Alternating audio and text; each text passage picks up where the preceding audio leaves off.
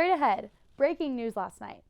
The assistant DA for both Payne and Logan County arrested for possession of child pornography. We'll tell you how this case came to be. A possible halt on the tracks with the possibility of a railroad strike. President Biden sends his latest message urging Congress to avoid what could have lasting effects on the economy. But first, a heartbreaking loss in Stillwater. A former alumna turned local basketball coach passed away following a 2-year battle with cancer. More on her impact that she left in her community. All of that and more is coming up on the Daily O.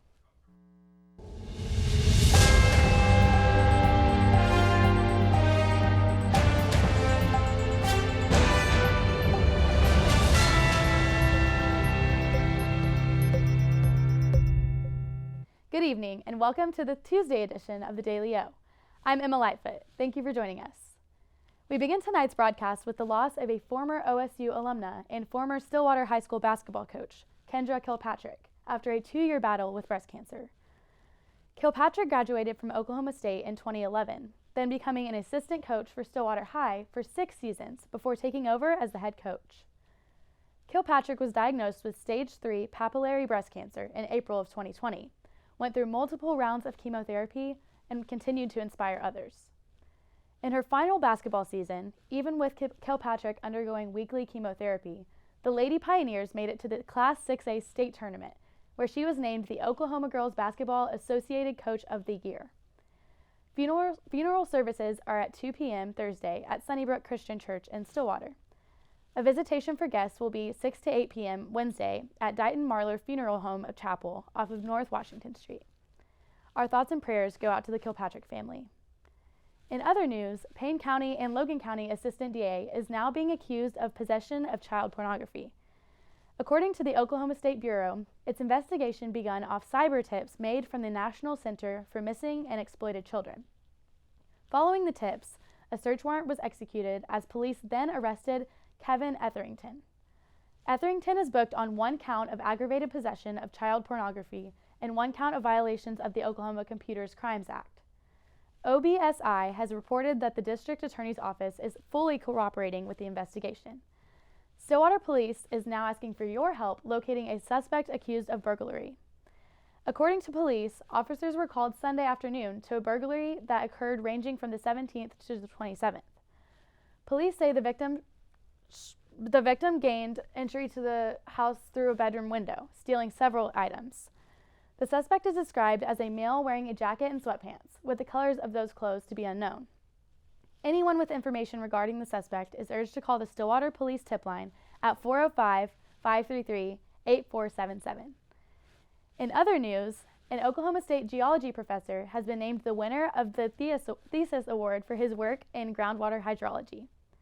Dr. Todd Hallahan was awarded the recognition by the American Institute of Hydrology.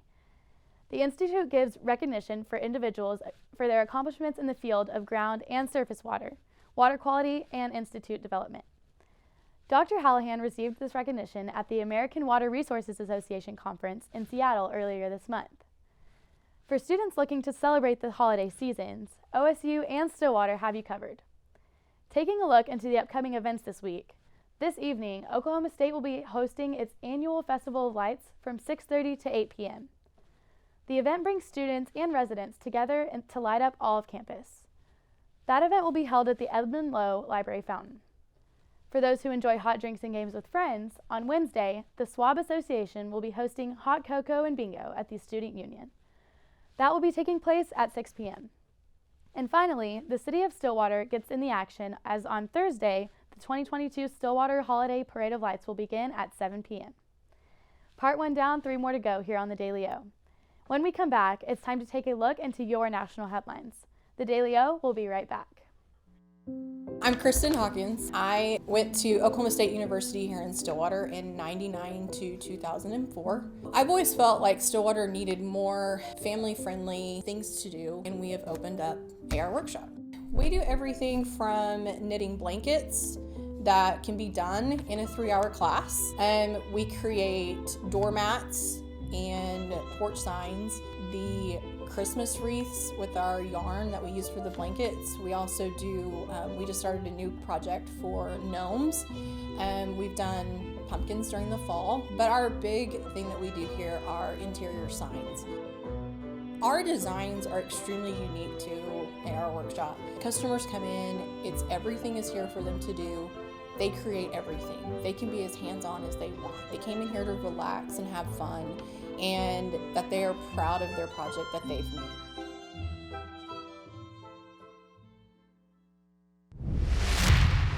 Our state is one of the most beautiful and unique states in the USA. With diverse geographies, the historic Route 66, unforgettable restaurants, and some of the greatest people on the planet. With so much to see and so much to do, living in Oklahoma means one of the best vacation spots is right in our own backyard. Doesn't this story need to be told? As filmmakers and photographers based right here in Oklahoma, we thought so. And hey, who doesn't like a good road trip? So, we packed up our cameras, teamed up with Lieutenant Governor Matt Pinnell and the Oklahoma Tourism and Recreation Department, and that's how this series was born. We want to show you why traveling within the great state of Oklahoma is a great idea. So come join us for thousands of miles over the next year, from Broken Bow to Black Mesa. This is the Oklahoma Road Trip. Over the years, we kind of realized that you can get ribs anywhere, you can get a steak anywhere, but you can't always get a Mountain View hot link like ours. So we really decided to focus on that niche and realized we had something really special. So that's when we started focusing more on the hot links, but it's still the same family recipe they were making all those years ago. For us, many of our people that work here have been with us for years and decades. So whereas machines kind of break down over time, the people just get better. And it shows in the products we produce. When you buy a Mountain View product, not only is it going to taste dynamite, but you're also feeding Oklahomans. You're helping employ Oklahomans, and you're helping to fund the state's economy. So what's better than that?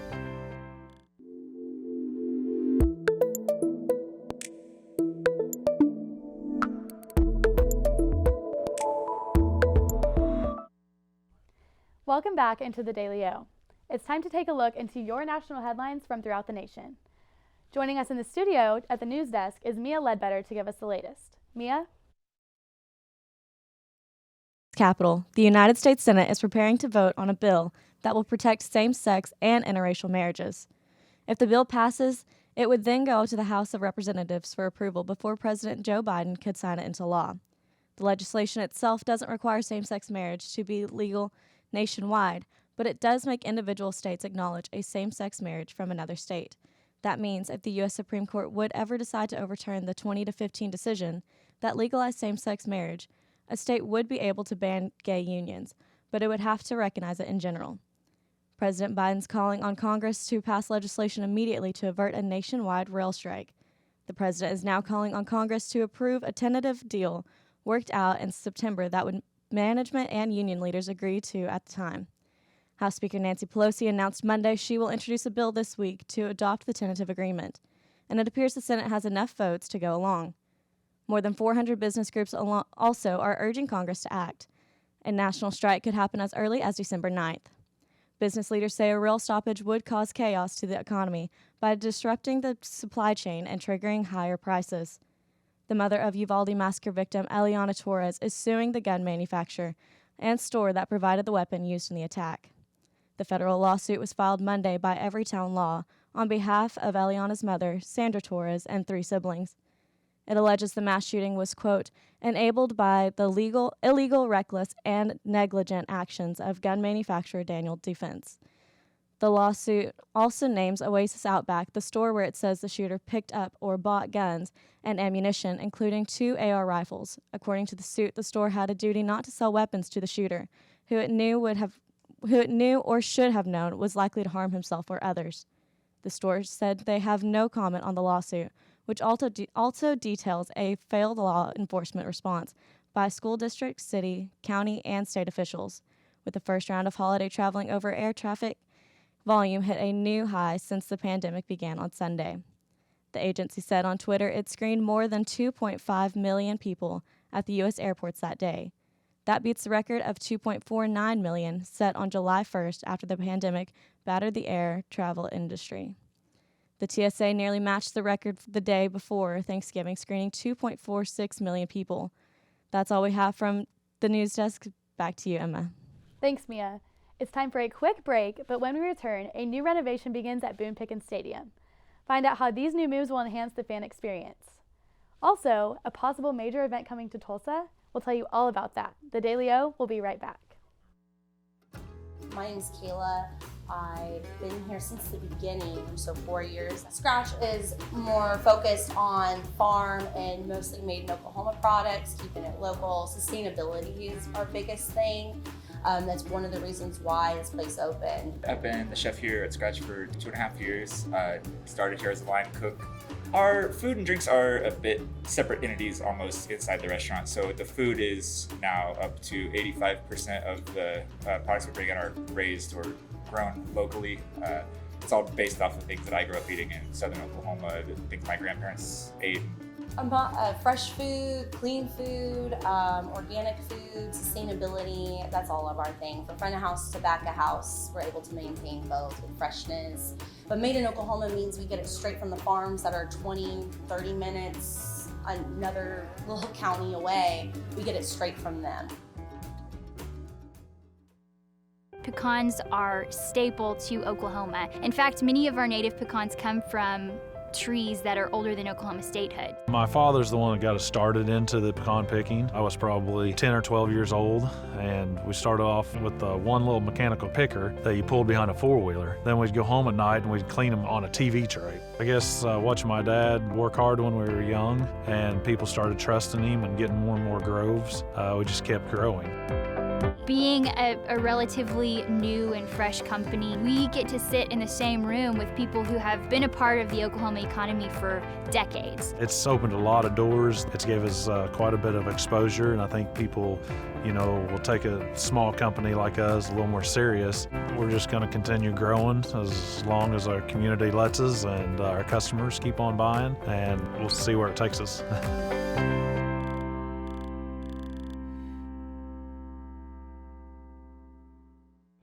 A Golf Digest 5-star course, best new public course when it opened in 1994, and a top 100 public golf course in America since 2003.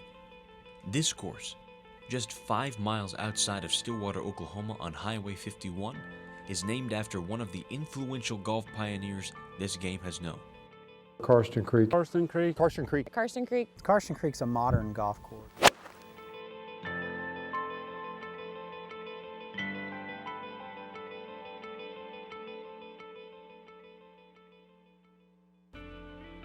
The beauty of the course is in large part to the elements of the grounds. The Georgia fairway is transformed from its original forested landscape. Georgia was used to combat the tough winters so golfers could play year-round. The greens are large and sloping bent grass hills. The low-cut bent grass can be similar to glass during peak championship conditions. The bunkers surrounding most holes remind golfers of a white beach rather than a deep hazard. Lake Louise, surrounded by the second 9, completes the perfect finishing hole. The long par 72 course perfectly combines nature with the difficulty of a championship course. Karsten's added challenge is the Oklahoma wind. So there aren't any other schools in the country that have that same commitment to college golf as we do here at Oklahoma State. But if you're going to play at the highest level, you've got to be able to focus on where you want to go. And Karsten Creek does a good job of training you to do that, because if you don't, you're going to have a long day. And that's a great legacy that Coach Holder left, because that's the way he coached.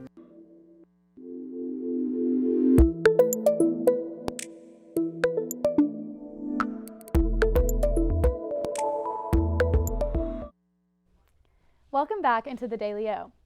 Moving things into the sports side of things, early this morning it was announced that Boone Pickens Stadium will undergo a $55 million upgrade, focusing on the north side of the stadium.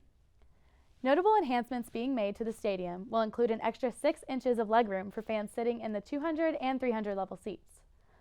All bench seating throughout the stadium will be replaced with a newer bench, as well as several sections being removed to add permanent chairback seats. As well as seat upgrades, lighting on the plaza level of the north side will be replaced with new LED lights. The first phase of construction is expected to conclude late in the summer of 2023, and the second phase will begin following the final home game of the 2023 season. Keeping things with Cowboy football, Cowboy long snapper Matt Hembrow was named one of the 3 finalists for the Patrick Minnelly Award.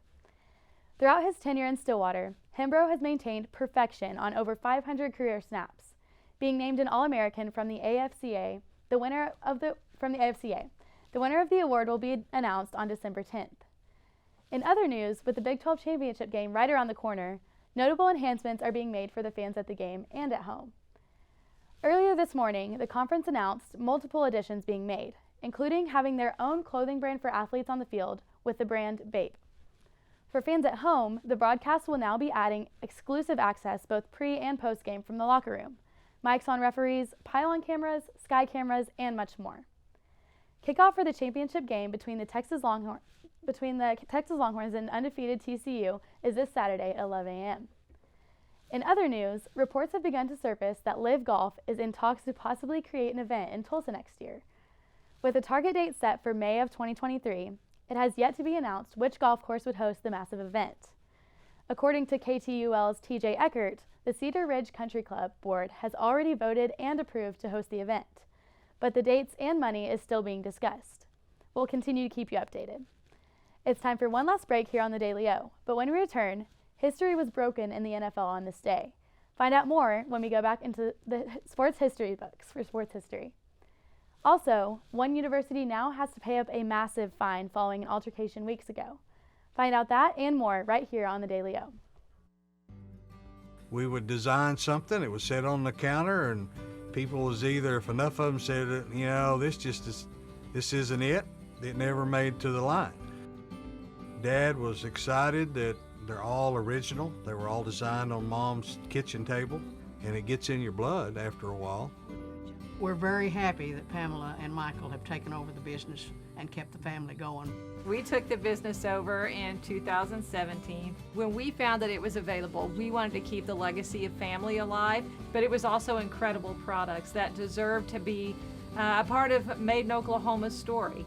We were a part of Made in Oklahoma years ago, and so it kind of grew as Made in Oklahoma grew. Oklahoma is ingrained into everything that we did. We've been here most of our life. That's what we entailed our whole business on, was the Oklahoma homegrown feeling. Ace in the Bowl salsa started many, many years ago. I was trying to find a recipe to take to a family gathering, and so I started messing around with different recipes, and I took a little bit from here and a little bit from there, and I came up with a salsa that is truly unique. Ace in the Bowl salsa is an olive oil-based salsa with tomatoes, green chilies, green onions, and black olives. There's no sugar added, it's gluten-free, low calorie, low carb, low fat, low sodium. So it's a very, very, very good alternative to any snack you may want. As of right now, I'm just looking to be in Oklahoma and having a successful business within the state. If my grandkids could ever take it over when they're old enough, that would be my dream. We use the very best of the best ingredients. Demerara sugar is the best that is. Very high quality fruits, berries. The milk we use is the best milk there is. That's why it makes our product stand by itself. I like to make yogurt because I like to eat yogurt. We've been doing this for ourselves for many years because it's a tradition in our family. And we want to have a product which would be very similar to French yogurt, but with our touch of uniqueness, linking our name, our products, with the reputation of the Made in Oklahoma Coalition was probably the best thing we have done as far as promoting our product.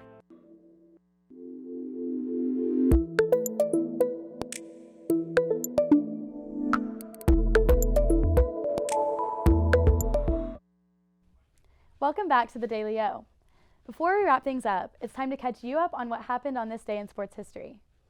Let's take it all the way back to 1960, when Navy halfback Joe Bellino won the 26th annual Heisman Trophy. Bellino was the first midshipman to win the award for Best Player in college football. He is joined by quarterback Roger Staubach as the only two Navy players to win the Heisman. In his senior year, he rushed for 834 yards, caught 15 passes for 264 yards, and 3 touchdowns, while throwing 2 touchdown passes. He also averaged 47.1 yards as a punter on top of returning kicks and punts. He won the Heisman by a wide margin, garnering the most votes in each of the 5 national voting regions. Now, let's revisit something more recent, last year to be exact. On this day last year, Argentinian and Paris Saint-Germain forward Lionel Messi was awarded his record-setting 7th Ballon d'Or trophy for the best soccer player over the past year. In his first season with PSG, Messi scored 40 goals at both the club and international level for the calendar year and helped Argentina win the 2021 Copa America. Messi is widely regarded as one of the best soccer players ever and has 2 more Ballon d'Ors than second place Cristiano Ronaldo. Week 12 of the NFL season concluded last night as the Pittsburgh Steelers traveled to Indianapolis to take on the Colts. The Steelers took advantage of the Colts' slow start and held on to win 24-17 in Lucas Oil Stadium. The Steelers went up 16-3 in the first half after the Colts offense struggled to get any momentum going. Colts quarterback Matt Ryan failed to complete a pass until well into the second quarter. The game flipped in the second half after a 90-yard kickoff return from rookie Dallas Flowers sparked some life into the Colts, who then scored 4 plays later on a Jonathan Taylor 2-yard run. The Colts followed that up with a go-ahead touchdown pass from Ryan to Michael Pittman Jr. to cap off a 55-yard drive. After going down 17-16, Pittsburgh responded with a 75-yard touchdown drive of its own. Steelers quarterback Kenny Pickett led Pittsburgh to the Colts' 2-yard line, and running back Benny Snell Jr. punched the ball into the end zone for the final score of the game. Pickett went 20 for 28 for 174 yards in the win, while Ryan was 22 of 34 for 199 yards with a touchdown and an interception. The Steelers move over to 4-7 on the year as Indianapolis drops to 4-7-1 and has now played itself out of playoff contention. Before we let you go, it's time to dive into your national headlines throughout the sporting world. Our own Mia Ledbetter joins us from the news desk with the latest. Mia? Thanks, Emma. Retired NFL quarterback Brett Favre is asking a Mississippi court to dismiss a complaint against him. The Mississippi Department of Human Services wants him to pay $228,000. It's due to $1.1 million the Mississippi Community Education Center paid him previously. That money came from federal welfare funds and was meant to pay Favre for promotional ads and speaking engagements. The state auditor said those never happened. Favre returned the money, but the auditor says he still owes $228,000 in interest payments. Favre denies knowing any of the money came from the welfare funds. Moving into the college realm, Michigan State University is paying the price for unsportsmanlike conduct. The Big Ten Conference issued a $10,000 fine against the university Monday and suspended Spartans cornerback Kerry Crump for the first 8 games of the 2023 season. It stems from an October 29th incident where 7 Michigan State players and 1 staffer clashed with 2 University of Michigan players. The Big Ten says Michigan State players hit, kicked, and used their helmets to assault University of Michigan players inside of a tunnel at University of Michigan Stadium following the game. Michigan State previously suspended involved players for 4 games. They are also facing assault charges from law enforcement officials. The Big Ten reprimanded University of Michigan for failing to fulfill the hosting school's requirements to provide adequate protection for both teams when entering and leaving playing arenas. That's all we have from the sports side of things. Back to you, Emma. Thanks for that, Mia. That's going to do it for us today. Make sure to tune back in tomorrow as Aaron Gonders will have you covered on everything you need to know. For the Daily O, I'm Emma Lightfoot. Good night, everyone. My name is James Ramidi. Fired Up Stilly is the name of the business, and I'm one of the owners. We all 3 met, the 3 owners, working as employees at a similar place like this. What I hope for is for everybody to feel welcome, like family. Not only do I want students to feel welcome to come here and study and use our free Wi-Fi, but also I want adults and families to be able to come in. We've built a connection with a lot of people, and Stillwater's a big community, so we just want to invite everybody to be able to eventually make their way through our doors. Well, definitely the teas, I would say. Most people fall in love with them. They just got a great amount of energy, gets you going through your day, and it just kickstarts you to get everything you need to done. For myself, it would just have to be, being the owner. owning something that, is able to impact other people's lives, and, the way we can affect our community is something that I really have always wanted to do. We love our clients and our customers that come through every day, and we enjoy getting to know them.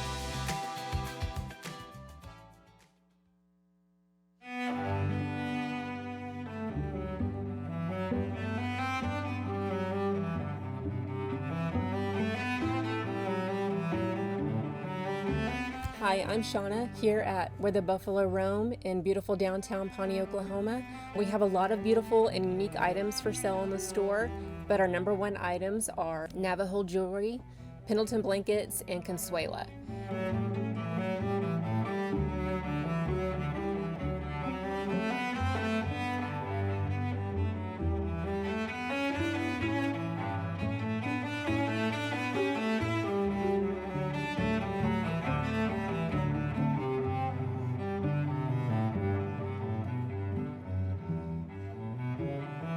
It's a great place to shop, a beautiful downtown, so come see us in Pawnee, Oklahoma.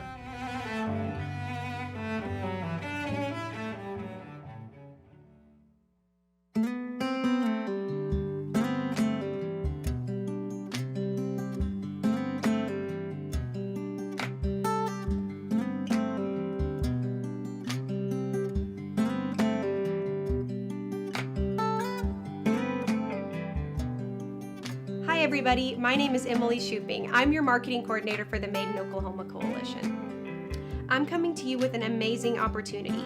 We are teaming up with the Ocali Media Group at Oklahoma State University. We want to tell your story on the following platforms: streaming, newspaper, and digital.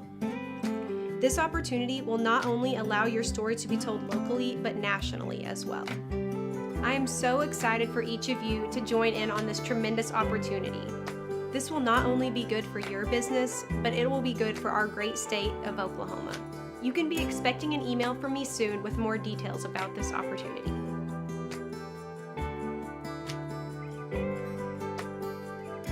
Local has a name, local has a face, local has a flavor. The Made in Oklahoma Coalition.